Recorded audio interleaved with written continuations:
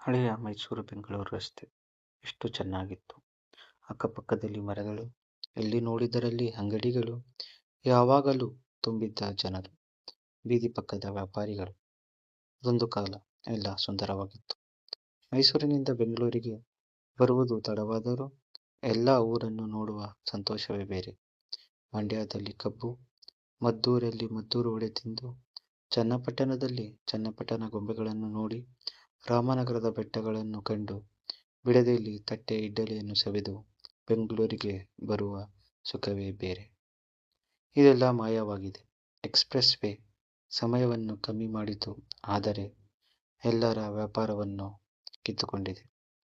ಖಾಲಿ ಬಿದ್ದ ಹೋಟೆಲ್‌ಗಳು, ಚಿಕ್ಕ ಚಿಕ್ಕ ಅಂಗಡಿಗಳು, ವ್ಯಾಪಾರವಿಲ್ಲದೆ ಸೊರಗಿ ಹೋಗಿರುವ ವ್ಯಾಪಾರಿಗಳು. ಇದಕ್ಕಿಂತ ತುಂಬ ದುಃಖದ ಸಂಗತಿ, ಒಂದು ಕಡೆ ಅಭಿವೃದ್ಧಿ, ಒಂದು ಕಡೆ ಅದೆಷ್ಟೋ ವ್ಯಾಪಾರವನ್ನು ಕಳೆದುಕೊಂಡ ಊರುಗಳು.